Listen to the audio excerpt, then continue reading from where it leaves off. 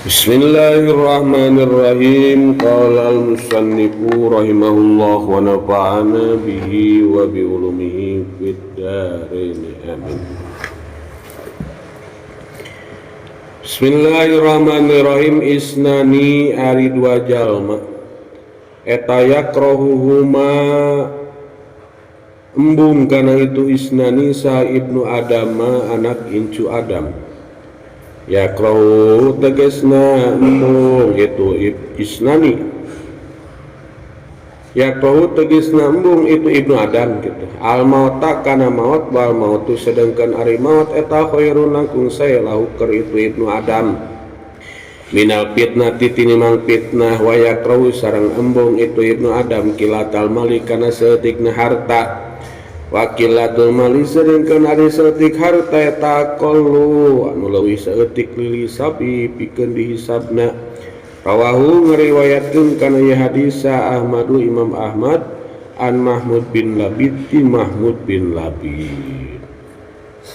Salajengna pidawuh Kanjeng Nabi Muhammad sallallahu alaihi wasallam isnani yakrahuhuma ibnu Adam. Dua perkara anu sok dipika embung, dipika seungah, dipika horean ku ibnu Adam. Naon wae tah dua perkara anu manusia teh sok armungeun. Hiji yakrahul mauta, kahijina ibnu Adam sok embungeun maut. Embung maut.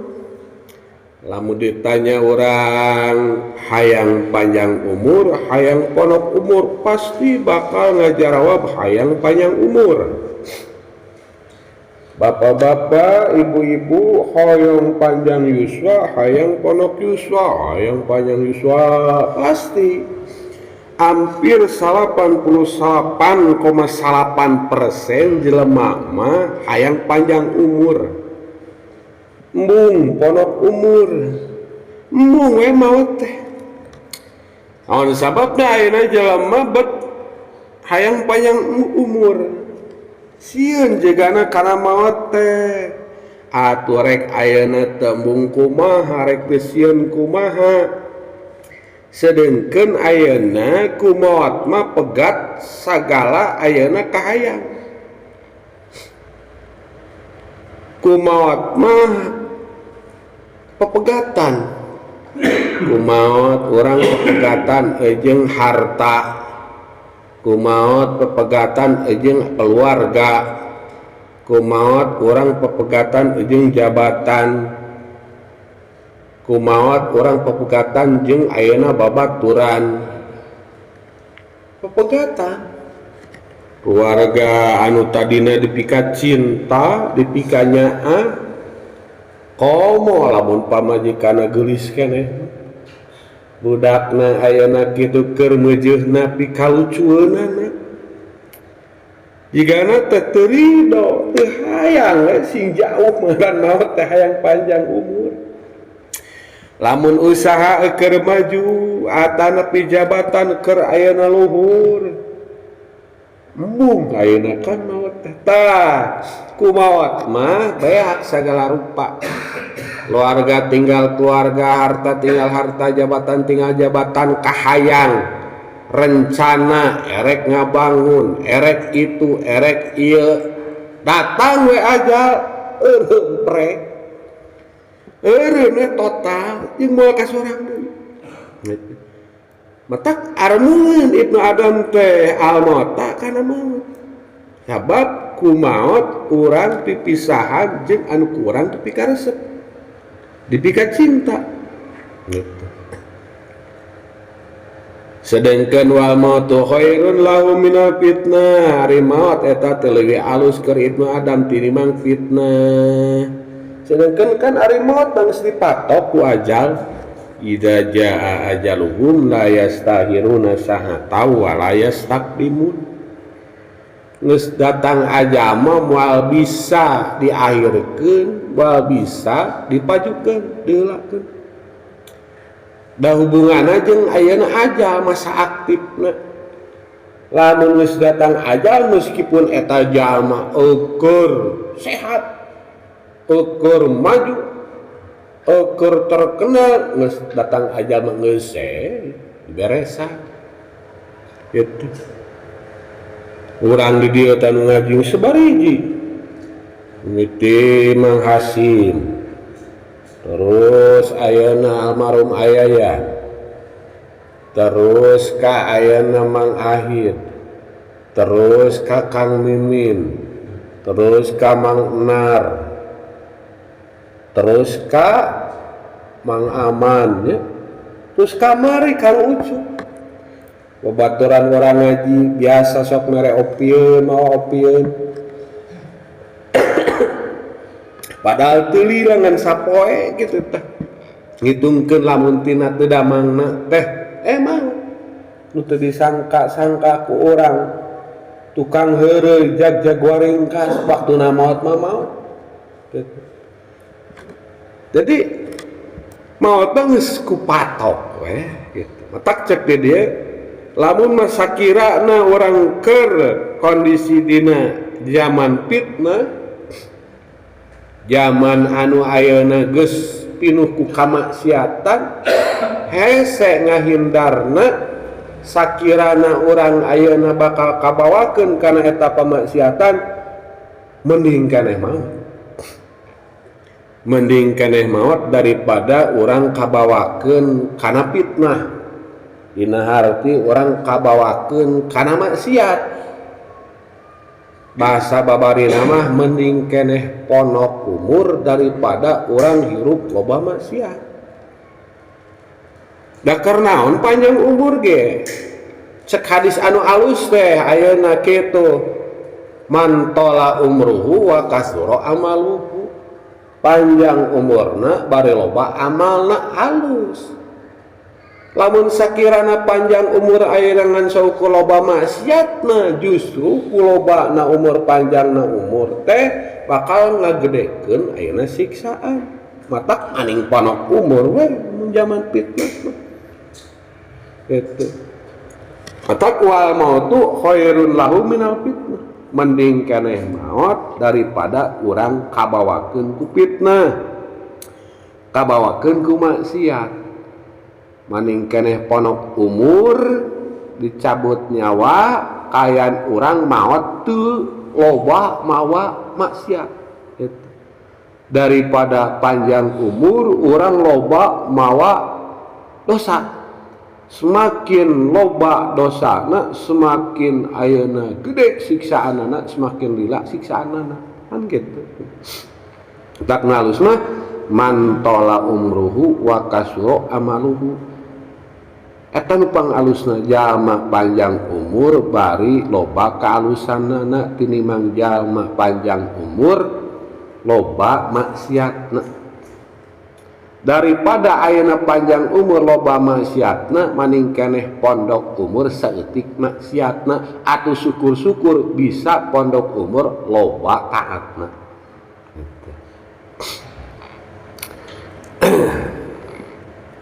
Jadungkeun maot mah dek sahanut embung matak cek teu yakrohu embung seungah cek bahasana mah sengit.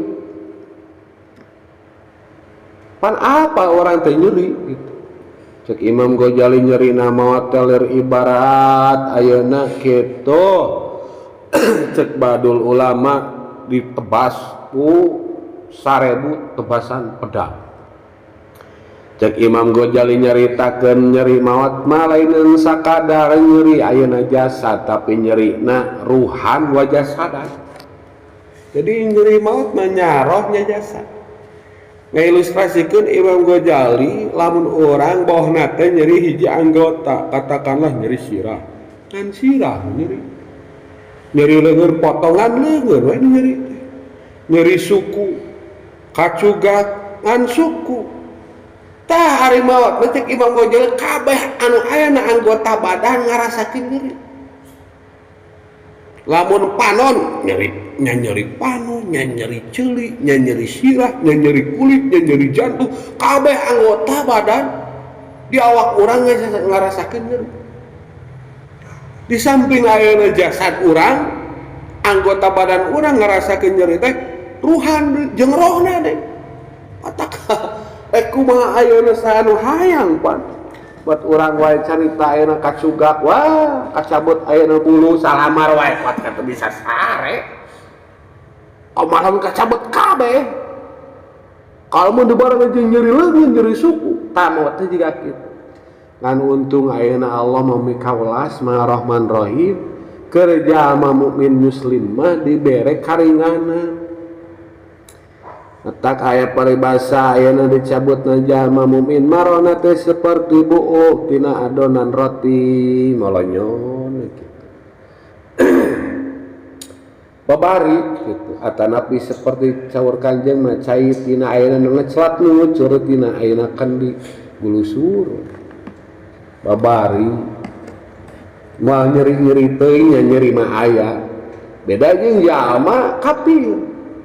Lir ibarat besi panas anu ayeuna diasupkeun kana bulu anu baseuh terus ditarik jorojos atanapi anu ngabasakeun lir ibarat cucuk diasupkeun kana anggota badan urang terus dibetot dipanggang kana sirah dibetot satarikna nepikeun ka urat-urat anu ayeuna kana eta cucuk teh kabawa jika ayeuna ke cucuk diasupkeun kana kapas seret kabawa tah kapas nyeri teh baki patak urang pada mung sabarna mah lain masalah mung jeung heuteuna da keur para aulia mah justru aya nu hayang minta maaf naon atuh nu jadi alasan bisa benerna mah urang teu boga bekal dari maut sesuatu anu pasti tinggal ayeuna ngadaguan giliran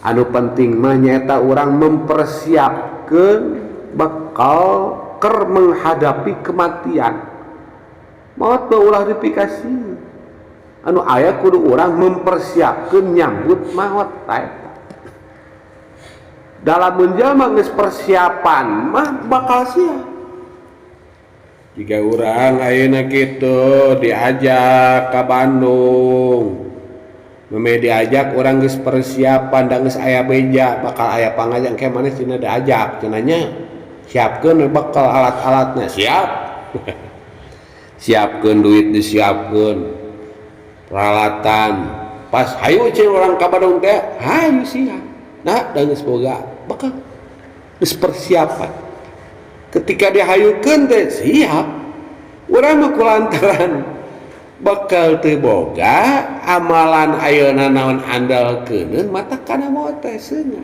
teu boga persiapan teh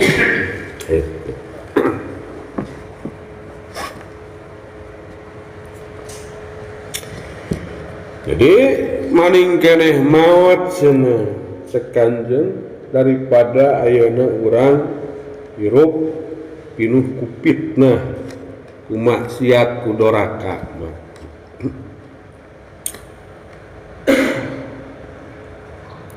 nu paling bahaya mah nyaeta jalma ketika maot tapi dosana masih kana hirup eta nu paling bahaya seperti jalma nyeun tempat pamaksiatan yen ayeuna tempat judi ngayakeun naon we sifatna maksiat maot manehna jelemana maot tapi ayeuna kitu pamaksiatana terus ngalir ka maneh paling bahaya eta atuh ayeuna nu bagja mah sabalikna ketika jalma maot tapi amalna masih kena hirup mungkin keur di dunyana manehna ayeuna sedekah keur pembangunan masjid keur ayeuna pembangunan pasantren kapakir miskin meskipun manehna maut satuntung eta masjid madrasah dipake ibadah pake tolabul ilmi ku ayeuna para santri kabagean tah ganjaranana eta nu bagja maka investasi menjanjikan investasi dengan Gusti Allah terus sama lesot-lesot mal ayeuna pegat-pegat Gusti Allah wa yakrahu kilatal mali jeung eta si Ibnu Adam teh mung kilatal mali kana seutikna harta Menurang ditanya maning loba duit, loba harta, atanapi seetik duit, seetik harta. Atuh cenah hayang loba duit, hayang beunghar. 100% hampir jelema ditanya gitu, harayang loba duit. Betul loba duit oke, hayang tambah loba duit gitu. Tarmungeun seetik duit teh gitu. Sedangkan wakilatul mali aqalul hisab ari saeutikna harta eta teh bakal leuwih saeutik hisabanana, padahal saeutik harta leuwih saeutik hisabanana. Iya hadis teh lain dina hati urang kudu fakir atanapi kudu miskin lain. Allah mah da teu nyarek ayeuna teu ngalarang beunghar mangga, usaha maju mangga kitu. Dina hati ieu hadis mah urang ulah ayeuna ngewa ulah embung ku saeutikna harta. Dari masalah harta rezeki mah geus aya kulakanana ti Gusti Allah, aya rezeki maksum geus ditaker ku Allah. Mungkin meureun urang ayeuna rezeki ngan sakieu geus tumarimakeun sabab aya manfaatna, sabab qillatul mal aqalul hisab. Santeuna ku saeutikna harta bakal leuwih saeutik hisabanana kitu. Bakal ayeuna saeutik anu bakal dipertanggungjawabkeunna da saeutik harta, beda jeung nu loba harta. Alhamdulillah Gusti sok tarang atuh kitu. Abdi mah dijadikeun jalma sederhana, biasa-biasa teu loba teuing hisabeun, panginten Gusti engke teh di akhirat abdi teh. Pan ari nu loba harta mah semakin loba hartana bakal semakin loba hisabanana. Itu. Saeutik hartana bakal saeutik hisabanana. Lamun diilustrasikeun lamun urang rek init ka luar negeri, rek mawa babawaan ke teh. Di ditu teh bakal dicek bisi mawa naon wae teh. Ari kitu membawa ngan saukur kantong leutik eusina HP meureun lah jeung casan, rokok, camata we dompet paling tempo. Geus maju. Tapi coba lamun mawa koper salima-lima yang bararada pan semakin lila. Gitu. Ilustrasinya ya gitu. Mata untung sabenerna mah. Lamun urang ayeuna saeutik harta teh aqallu lil hisab. Nyata cina hayang beunghar teu naon mangga kitu ngan nu paling penting kudu narimakeun kana takdir kitu. Syukuri apa yang ada kitu, mending keneh ayeuna ridho nyukurkeun nu aya daripada ayeuna urang teu ridho nepikeun kawani ngalewatan batas gitu. Dan geus aya kulakna gitu. Tapi nu loba harta oge ketika pinter mah jelemana sadar oh ieu teh titipan ti Gusti Allah. Nempo babaturan orang si itu maot si ieu maot beureun isuk page teh urang paeh urang ge geuringan wae ieu teh kaparengan boga harta da bejana cenah di akhirat mah nu keur boga harta mah nu kaduhung teh nyaeta ayeuna ti sedekah da tina Al-Qur'an bahasana la as-sedekah aing mah rek disedekahkeun. Aya nu mun pasantren kaparengan loba harta bantu, aya ayeuna dulur katarang sara bantu, aya tetangga ieu fakir miskin bantu.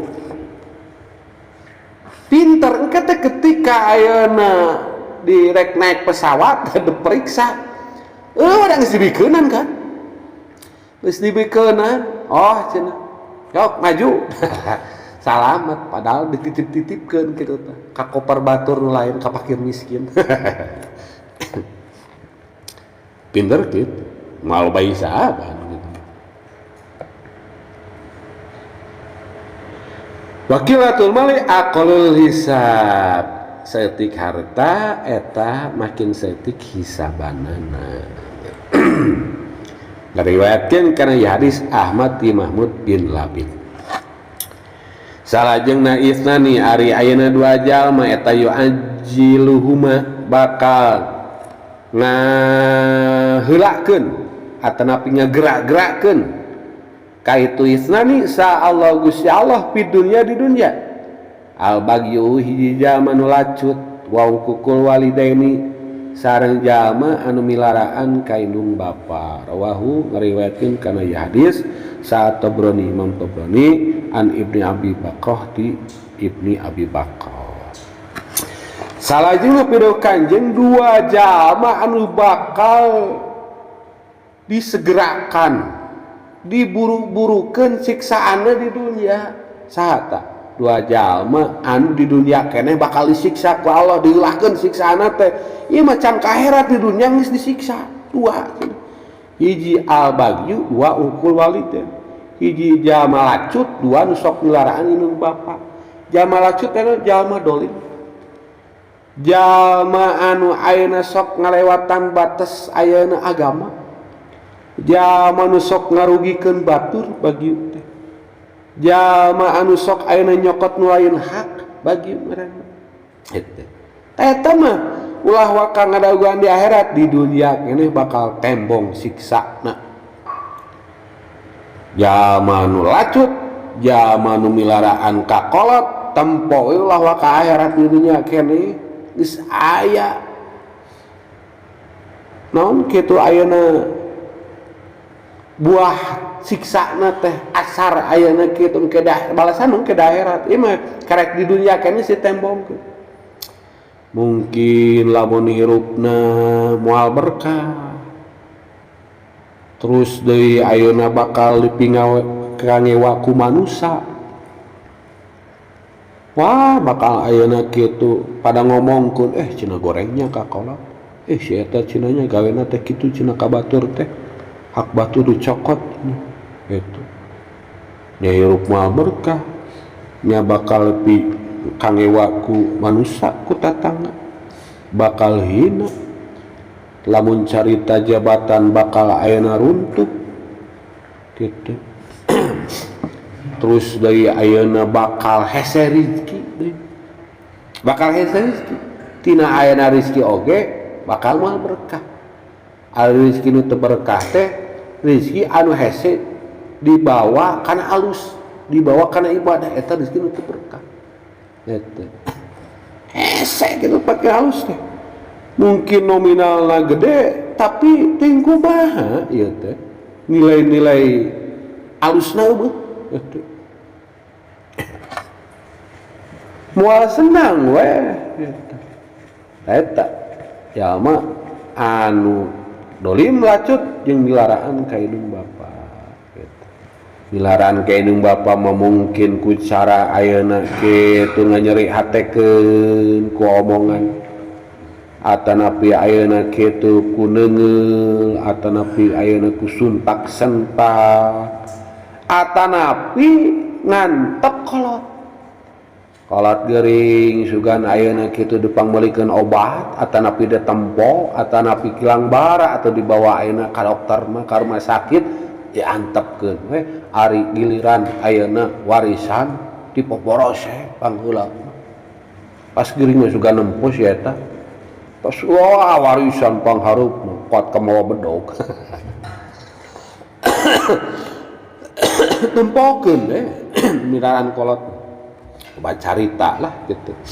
Maling kundang non ayeuna kitu zaman-zaman harita gitu. Alqomah jeung nulian-lianna gitu.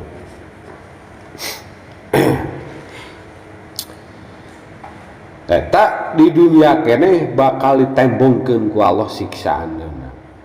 Atuh mafhum mukhalafahna tina ieu hadis kebalikanna, lamun urang hayang disegerakan diburu-burukeun ku Allah ayeuna balasan nikmatna, kabalikanna we. Hiji jalma nu adil teu dolim teu lacut. Kadua jalma nu alus ka kolot. Bakal dihilakeun mafhum mukhalafahna kitu. Ketika orang alus ka kolot baik itu masih ada ataupun tidak ada, mun aya atuh tinggalnya ku barang bantu, barang bere gitu, nyaahan urang teh perhatian ka kolot. Amun geus eueuh ku cara ngirim mah sedekah teh keun aya harta mah didago-dago teh cek nadakoik mah. Bejana cina budak urang teh cina da beunghar cina di dunia teh. Tapi eueuh sedekah pada ngomongkeun eta ku tetanggana di alam kubur alam barzah. Heueuh cina si eta cina Oba hartana budakna tapi ngiriman cenah. Watir. Awan pengen ka kitu atuh. Apaleun kolot urang ge aya kondisi urang. Urang kan ngaji-ngaji mah kieu ge apal. Matak di samping tolabul ilmi teh lamun ngaji teh lamun kolot geus eueuh atanapi aya sijawa niatan keur ngabungahkeun kolot teh kitu. Di antara ngasupkeun niatan kitu. Tah apaleun. Jadi ketika orang alus ka kolot, orang adil dina kahirupan teu dolim, teu nyokot hak batur, insyaallah bakal dienggalkeun ku Gusti Allah babales ayeuna nikmatna. Bakal tembong di dunya ke. Obalah carita-carita nu alus ka kolot masuk berhasil. Baik dina segi dunyana atanapi segi akhiratna. Warah kitu abi we. Lain ngaklaim diri alus ka kolot ieu mah bisa kieu teh doang kolot tapi termasuk keluarga kitu tah.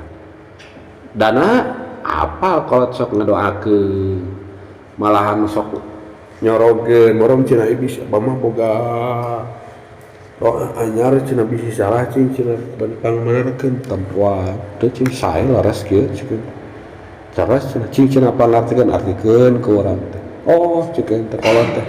Jadi dipuhit doa-doa lamun peranti keur budak teh dikumpulkeun ku kolot. Mun ayeuna ngaduha atanapi tahajud teh meureun diselipkeun cek tempo. Berkah kolot cing orang cikeun teh nya. Tempo amal urang naon banggakeun atuh da bisa kieu. Barokah kolot. Tak kitu kudunya kolot kitu. Rek aya rek eueuh kitu. Wah dipikeun kapegat. Keur aya we cenah nyaah teh keur eueuh mah henteu sarua we. Berbagai caranya kakolot meskipun geus eueuh.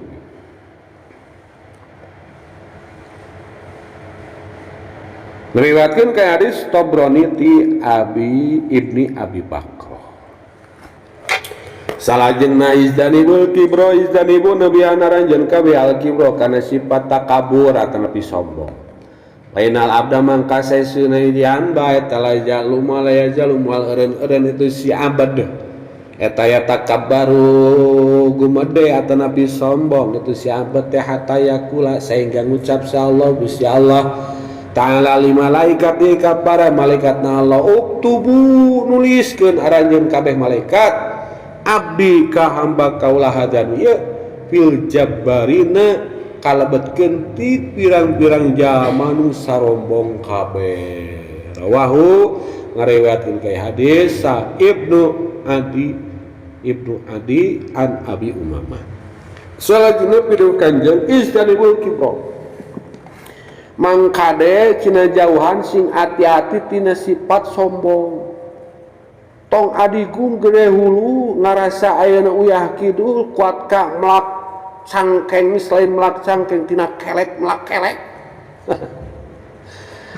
Nah sabab painal abdal yazalu takabbaru hatta yaqul Allah taala liman sabab ngaran ayeuna hamba mah moal eureun-eureun ketika hiji hamba teu eureun sombong tangke ku Allah bakal dicap uktubu abdi hadapil jabbarin geus malaikat tuliskeun ta sieu mah golongan jalma-jalma nu sombong hijikeun jeung si Firaun. Jadi geus putuskeun ku Allah nu sombong mah bakal ngahiji jeung jabbarin engke ketuana KM-na Syekh Firaun.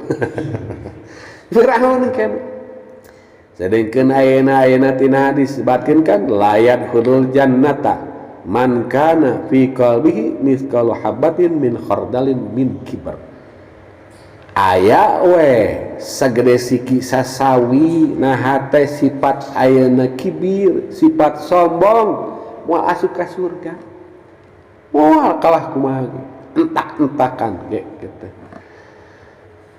sombong ngarasa ayeuna kitu pangluhur darajatna ngarasa leuwih luhur tibatan batur nepikeun ka ayeuna teu nampak tengah denge nasihat di batur wani ngahinakeun batur boh ku ucapan boh ku pagawean atak nu sombong mah bakal katempo tina kahirupan gawe hirupna ge patangtang petengteng padangkrang pedengkreng padahal cek Allah sia teh nu disombongkeun hirup nang aing dijieun min main mahin cai anu hina setetes air hina mun diangkeung-angkeung ditatawar ka jelema moal daraekeun naon banggakeun bet ayeuna kitu lamun tina ciduh mulia keneh ciduh walet mahal ciduh walet mah di gram ayeuna jutaan lamun tina kulit mulia keneh kulit domba kulit sapi dijieun ayeuna jaket kulit domba Garut jaket kulit sapi Garut mah aya carita jaket kulit jelema sarodek make anu aya sieun ngaririwaan namun tina ayeuna kitu tulang mulia keneh tulang sato masuk dijieun padudan lamun tina sirah mulia keneh sato sirah sok dijieun ayeuna kieu teh tanduk cina muning keur penangkal sihir eueuh cenah jelema mah nah awak dan jero beuteung tai anapeun kulit getih tai kulit najis hirup mamawa najis naon mulyana jelema ngan dina satetes air hina kari-kari ayeuna melak kelek melak cangkeng aing ye pang hebatna aing pang pinterna aing pang beungharna aing pang bisana silaka moal asup surga nah moal asup surga sabab geus rek nyaingan Gusti Allah ari takabur teh ari ayeuna kibir teh tata sifat Allah teh diantarana al mutakabbir khaliqul baril musul ghafarul qahar mutakabbir Allah anu murbawi sesa anu sombong pantes Allah mah sombong ge nu dalam alam dunya sadayana nang Allah ngarizkian sadayana nang Allah ngatur utar atul alam dunya nang Allah ngamaotan ngahirupan nang Allah pantes meujeuh dan gaduhna ari jelema boga naon bet hirup ku Allah maju dimajukeun ku Allah kasep dikasepkeun ku Allah pinterkeun ku Allah kabeh nang Allah kari-kari jelema pecenghu oleh sombong cek Allah sia naon bisa maneh lu mau nyaingin gua ya mata geus palangkeun cenah kadinya ka neraka malaikat wani cenah erek nyaingan aing Gusti Allah ke matak teu meunang sombong jelema kudu apa kana purwadaksi. Hadis diriwayatkeun ku Ibnu Adi ti Abi Umamah. Salajengna ij'alu akhir salatikum bil laili witron ij'alu ngajantenkeun aranjeun kabeh akhir salatikum kana akhir salat aranjeun kabeh teh bil laili ti peuting witron kana salat witir. Rawahu ngariwayatkeun kana hadis Al-Bukhari Imam Bukhari. Pinaul Kanjeng ij'alu akhir salatikum bilail witron jadikeun akhir salat ayeun kabeh teh mun peuting cenah salat witir jadi usahakeun urang akhir salat dipigawe ku urang teh witir panuntungan urang migawe salat mun bisa witir ulah salat teu witir kitu pidokan lamun urang bawana teh ayeuna geus salat isya heug sare ayeuna salat tahajud tungtungan ku witir erek hiji erek 3 erek 5 erek 7 mangga erek 8 urang ayeuna salat hajat mangga witir mun bisa mah memeh sare oge teu naon ari witir mah erek geus sare erek memeh sare mun sakira na moal bisa hudang teu naon memeh sare alusna mah mun alus mah kitu geus salat isya teh mun bisa mah kitu tah salat isya terus badiah terus witir harusnya kitu nya tah urang cenah bisa cenah osok kudang peuting mah oh berarti ulah ayeuna mah sare ari bisa kayak pas udang mungkin peuting tahajud atau napi ayeuna salat tasbih tungtungan ku witir intina witir mah kudu jieun paneuri kitu maksudna rek dis tahajud jangan lamun tahajud kudu sare heula teh mah tahajud mah aran tahajud teh ayeuna kitu hudang sanggeus sare tak tahajud matak sekamari ajangan kamari tanutan Rudi bari cenah yang tahajud mah teu kudu ayeuna kitu tengah peuting teu kudu pan tahajud teh bisa awal peuting bisa tengah peuting bisa akhir peuting pedah nu afdol ayeuna kitu sapertilu akhir peuting atanapi ayeuna tengah peuting teu naon awal peuting dengan kudu kapulan sare matak cek ajangan kamari murek tahajud geus isya teh sare we ngagoler cek paribasana cenah aya budak udangkeun cenah ieu bapak mamah jam 10 atanapi teu kitu ge pan urang mah lamun sare beurang kana sababaraha udang peutingna tah udang jam 11 teh dinya we berarti urang udang witir pas sapertilu awal peuting lamun ayeuna tarohlah isya teh mulai jam 7 subuh pada teh jam 4 berarti kana sekitar Iwalupat manep salapan bagi tilunya tinggal tilu ewang berarti ayeuna kitu sapertiluna awal di jam 7 nepikeun ka jam 10 tah geus kitu teu naon mikir teu deui nya jam salapan jam 10 lamun ayeuna sapertiluna tengah di jam 10 nepikeun ka jam 1 tah lamun sapertiluna ayeuna abdal di jam 1 nepikeun ka subuh tah tungtungana kuwitir usalli sunnatal witri rak'ataini lillahi ta'ala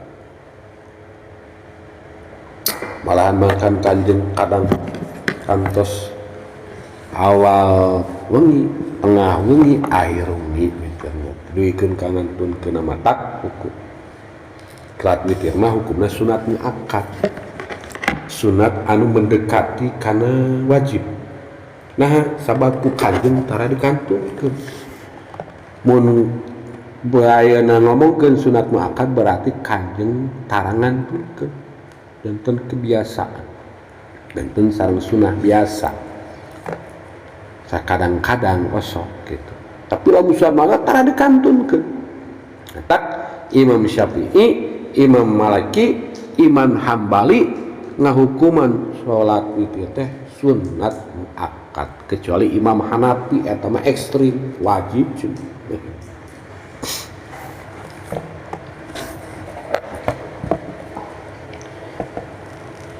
salajengna ijalu min salatikum fi buyutikum ijalu ngajantenkeun aranjeun kabeh min salatikum tina salat sunat aranjeun kabeh ka sunat kabeh fi buyutikum dina pirang-pirang imah aranjeun kabeh wala tatahidu jeung ulah ngajadikeun aranjeun kabeh kana itu buyut kuburan kana jadi kuburan rawahu ngariwayatkeun ka hadis Al-Bukhari Imam Bukhari Pidauh kanjeng Nabi Muhammad SAW ij'alu min sholatikum fi buyutikum jadikeun cenah ku aranjeun kabeh salat sunat teh di imah aranjeun kabeh mun bisa mah salat sunat teh di imah we meh naon meh imah teh hega rame ku ibadah ulah nepikeun wala tatahidu kuburon imah teh jiga kuburan dina harti sepi ngeri ari ngaran kuburan mah sepi teu rame dina arti ya hadis teh ayeuna urang teh kudu ngaremekeun imah ku ayeuna ibadah erek ku salat sunat erek ku maca Quran erek ku zikiran erek ku sholawatan erek ku ngawurukan erek ku ayeuna kitu mutolaah naon wae imah teh jadikeun tempat kahalusan meh hegar meh rame teu jiga kuburan wah suatu kuburan kan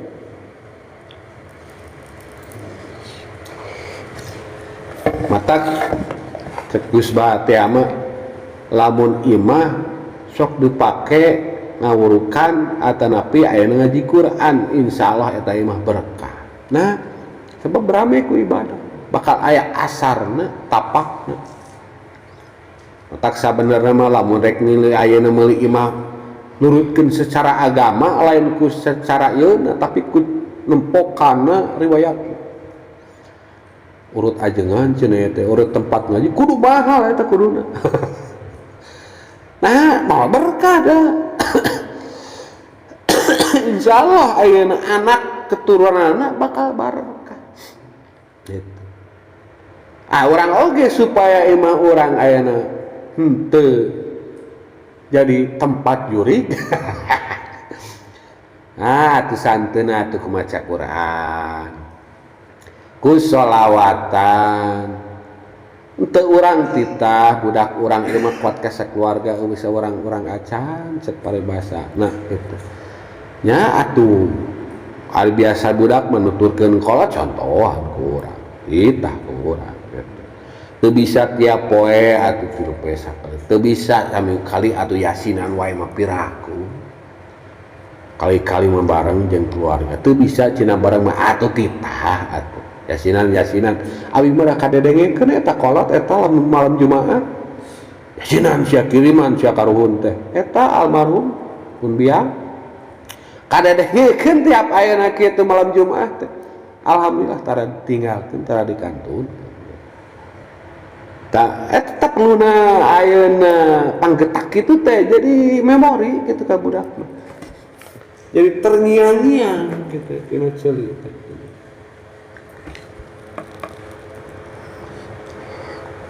lari kitu pan urang teh ketika kolot teh kadengekeun wae omonganna ngiriman urang beureun hayang dikiriman ari lamun teh ayeuna ku urang dikitu-kitu meureun kitu beureun sahayangna wae meureun kitu moal aya pemicu ari kitu mah aya pemicu nu kuat nah teh insyaallah moal ditinggalkeun kilang bara atuh saminggu sakali ngiriman urang kita lamun mau bakal kaingatan terus bakal napak keleutik nah itu juga kuburan teuing kitu imah teh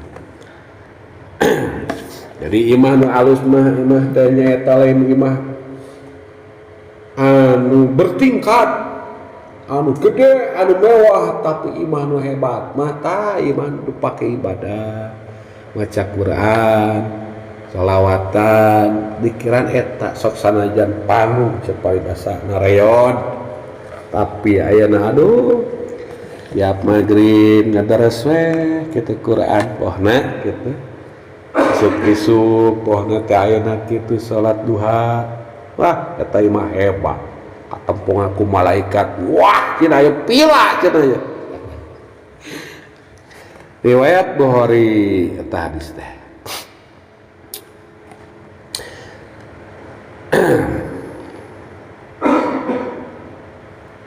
salajengna istanibu kedah nebihan arajan kabeh asab al-mubikoti kana 7 perkara anu matak aya ngaruksak asyir kabillah kahiji musyrik ka Allah wasihro kadua sihir wa qatlan nafsi allati haramallahu ila bihaq yang maehan ayana awak-awakan atanapi nyawa allati haraman utos ayana ngaharamkeun sallallahu Gusti Allah ila bil haq aing kalawan hak wa akla riba jeung ayeuna ngadahar barang riba wa akla mal yatim jeung ngadahar nuang harta yatim wa tawalli sareng ayeuna kitu malengos kabur yaumaz zahfi dina poean peperangan wa qadzal musonati sareng ayeuna nuduh awewe ayeuna kitu anu muson al ghafilati anu ayeuna lali al mukminati anu mukmin rawahu ngariwayatkeun hadis sa asyhani Bukhari Muslim salajengna pidauh Kanjeng Istanibu as-sab'al mubiqat tebihan cenah jauhan ku arajan kabeh teh 7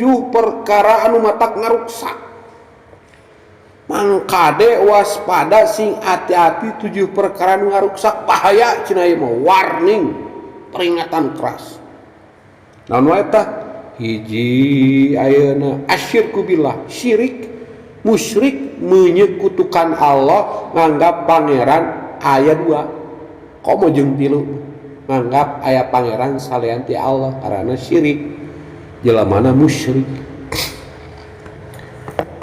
seperti lamun ayeuna di zaman kiawari mah percaya kana tatangkalan percaya ka gunung percaya kana batu ali eta musyrik nganggap aya kekuatan anunya bandingan kana kekuatan Allah lain dina hati ulah make batu ali angan syukur yasa memangga tapi ulah boga angkeuhan anlam yen ieu teh bisa nyageurkeun anu teu bisa batual nu paling karubat kabuhulan asupkeun kana cai inum caina insyaallah Allah we anu ngadamangkeun mah sabab eta mubikot teh dina harti ngaruksak hiji ngaruksak iman ketika jalma musyrik ka Allah teh gelencang imanna teh seolah-olah teu percaya kaleh sia mah kadon percaya ka batu ali percaya kadon ka dukun percaya kadon ka ayeuna kitu tatangkalan musyrik mubikot ngaruksak kana iman bakal ruksak jeung deui ayeuna kitu moal meunang berkah deui ketika musyrik ka Allah nu paling bahaya nya cilaka dunya cilaka akhirat bercarita di dunya wae anu musyrik ka Allah mah dibuburak ku NU ku PWI ku berbasis Islam teh di dunya keneh wae ditembok tenggelan malah komo di akhirat terus deui sihir moh ku bantuan jin atanapi ayeuna ku tuyul genderowo bari tujuan ngaruksak nyilakakeun batur ayeuna make media teh jalangkung teh boneka teh aya di zaman Kanjeng eta teh eta mubikot tah terus deui maehan ayeuna kitu awak-awakan anu geus diharamkeun ku Allah tanpa hak urang maehan papada muslim papada mukmin bahaya teu meunang ngecurkeun geutina we teu meunang dilindungi jalma muslim haram geutina oge teu meunang poet teu meunang tapi ari hak mah teu naon seperti kisos pohon ari kisos mah eta mah da syariat Islam al ainu bil aini wal antu bil anti wal dunyana leungeun ku leungeun panon eta mah syariat Islam mun syariat Islam teu naon mun maehan paehan deui ieu mah anu tanpa kami atau atuh lamun di dunya secara hukum pidanana bakal dibui keluargana bakal dendam banget teh balas atuh di akhirat kom tak ubiko aku riba gitu kaneh dah riba wa akla malil yatim dahal ayeuna kitu harta anak yatim milik yatim dipaok dicokot ku urang atanapi malengus kabur ti medan peperang batur Allahu Akbar maraju si eta ka tukang kabur bisa gede eta teu meunang lamun urang carita bahwa teh Indonesia perang musuh hareupeun urang dilawan itu menang kabur ke peperangan di medan perang ketika kabur dosa gede terus deui nuduh zina geus puguh ieu teh ayeuna kitu awet teh muhson boga salaki atanapi salaki boga pamajikan dituduh zina bari jeung teu zina mahna teh eta sabul mubikot 7 perkara matak ngaruksak ka urang moh dunya komo di akhirat hadis riwayat Bukhari Muslim salajengna ahabul amali ari anu pangleuwih dipika cintana pirang-pirang amalan ilallahi nungga Allah eta dua mu anu panglanggeng-langgengna itu amal wain qala sok sanaos sakdik itu amal rawahu ngariwayatkeun kana hadis sahihani Bukhari Muslim an Aisyah ti Siti Aisyah salajengna piduh Kanjeng ahabul amal ilallahi adwamu wain qala ari amalan anu paring dipikaresep ku Allah nyata anu terus-terusan anu langgeng anu dawam anu kontinu sok sanajan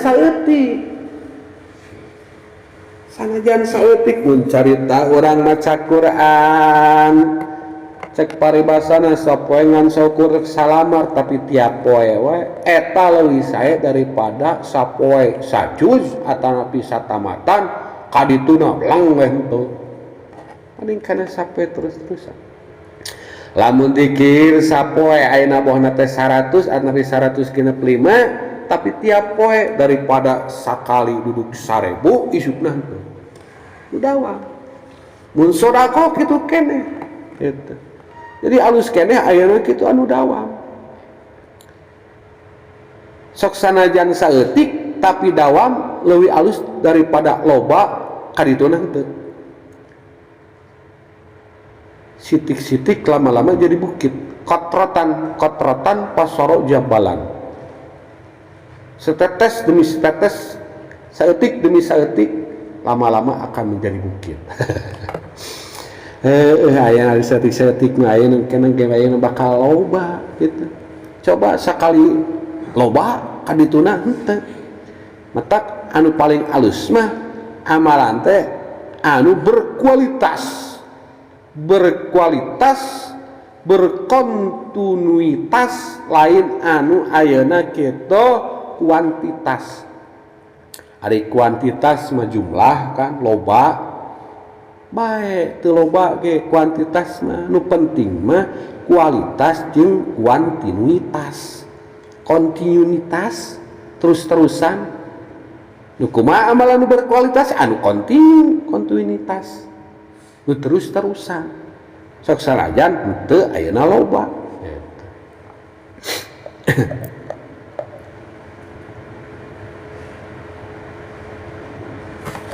sholat sunat gitu kan. Jadi lebih ibaratkan ku badun ulama mah tiga nyebor tatangkalan. Urang nyebor tatangkalannya sawajarna we sapoe teh saeutik. Isukna saeutik deui. Insyaallah bakal ngabadagan tumbuh besar. Tapi amun ku urang tatangkalan emer sabak du kadinyakeun biasana tatangkalan aya bakal layu lain halus gitu kalau itu jadi kita juga gitu seetik atau napi juga dahar ya gitulah orang dahar isuk-isuk dahar seetik lahar dahar mencarita tilu kali atau 4 kali sore dahar peting dahar halus sosialan seetik halus ke kesehatan eta kesehatan dokter nganjurkeun kitu daripada dahar sakali habak tilu piring eta teh halus ke kesehatan sabab susut bakal bekerja ekstra bakal beratun si mesin teh ngagiling eta teh antukna lamun teu kuateun mah bisa nimbulkeun penyakit beuteung matak aslu kitu kulil marad bi ta'am teh kitu teh dina kamarkaan di antara tina kadaharan gitu nimbulkeun penyakit jadi nu alus mah anu dawam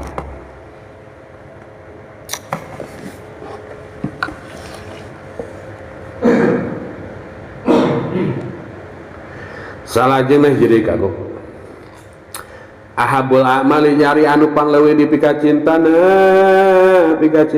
pirang-pirang amalan ilallah nu Allah teh eta antamuta maot anjeun walisanuka bari ari lisan anjeun eta radbun anu baseuh min dzikrillahi tina zikir atanapi emut ka Allah rawahu ngariwayatkeun kana hadis sa'al Baihaqi Imam Baihaqi an Mu'ad bi Syekh Mu'ad bin Jabal Pidau kanjang abul amal ilallahi antamuta walisanuka radbun min dzikrillah ari amalan-amalan anu paling dipika cinta ku Allah nyaeta anjeun maot bari lisan anjeun masih keneh baseuh dipake zikir ka Allah dina harti tina ieu bahasa aya bahasa radbun baseuh berarti ieu zikirna teh teureun-eureun dawam cek tadi teh jadi terlepas telesot tina zikir nepikeun ka maot min dzikrillah terus tiap poena teh zikir gitu. Baik zikir ereku tahlil la ilaha illallah ereku tasbih subhanallah erek ku tahmid alhamdulillah, erek ku takbir Allahu akbar, erek ku berupa ngadoa, erek ku berupa maca Quran, erek ku berupa maca sholawat, dikir mah luas dikir engkul la ilaha illallah. Naon intina setiap amalan-amalan anu nilaina alus positif eta zikir, maca Quran, sholawatan, manakiban, dikir kene. Jadi eta amalan kitu lamun ku urang terus didawamkeun nepikeun ka ayeuna antamuta urang maot, eta teh paling resepkeun teh Allah. Matak ayeuna urang doakeun tah babaturan urang Kang Ucup jeung nu sanesna anu geus ngaji ila antamuta tah kaituna maotna teh direkenkeun ayeuna ngaji naon maot kayaan ayeuna keur thalabul ilmi teh teh kitu teh eta sadayana hum min ahlil jannah, kalebetkeun ka ahli surga. Yakin keun ahli surga we baru ngaharanjeun nama nya Kang Ucup kitu ka dieu ka kaler wah keur getol-getol kitu teh dipunut ku Gusti Allah. Da biasa kitu kan saroleh mah ari ngaran barang berharga mah tara sok tara di tembong-tembong. Urang boga emas mutiara disimpen na lomari we, ketika dikaluarkeun teh geus ditembongkeun buru-buru dicokot teh bisi leungit bisi kotor bisi ruksak. Atuh Allah ge ka jama-jama nu saleh anu ayeuna kekayaan alus mah bisi kaburu balik deui kana goreng buru-buru dicanak deui ku Gusti Allah. Beda jeung ayeuna anu bantang bang kawara keune ke Gusti Allah sina tobat heula dipanjangan umurna teh supaya diberi kesempatan keur tobat kitu ceukna kitab Ta'lim Ta'lim gitu. Sababna para ulama salafus saleh sok dimaotan ti paling ku Allah kitu teh sabab barang berharga Allah sok ayeuna disumputkeun buru-buru dicanak ku Allah. Barang orang boga barang berharga para angklung-angklung atuh kumaha mun leungit kitu atau napi kotor atau napi ruksak buru-buru dituna. Tah mudah-mudahan aranjeunna oge sing kalebetkeun ayeuna min ahlil khair min ahlil jannah. Taya zikir tah naon urangna bisa atuh resep sholawat geder tiap poe sholawat ka dinya. Resep dikir atuh naon nu urang bisa maca Quran ni dikir kene eta oge gitu. Jadi usahakeunlah tina tiap poe teh kudu aya amalan nu sifatna keagamaan nitip teh gitu. Ulah dunia jeung dunia we nu pikir kumaha mun isu page tu urang pae. Dunia mah teu dibawa parijang gitu. Ari kitu mah urang tina tiap poe aya amalan mungkin maca Quran, sholawat atau napi dzikir santeuna urang mau teh kan. Santeuna boga modal gitu teh keur bebekalan urang teh gitu. Hanas dunia diberik-berik hanas teh dibawa teh pandugi gitu. Ari ku cara dzikir mah insyaallah hate bakal tenang, bakal jadi benteng di setan jeung syahwat, termasuk padkuruni adkurkum ka ahli dzikir mah Allah bakal selalu emut ku rahmatna. Orang teh bakal ditantayungan we ku rahmat Allah ari urang dzikir mah. Maksudna dzikir teh nu tadi teh naon we eta mah dzikir. Ahabus sholah al-fatihah.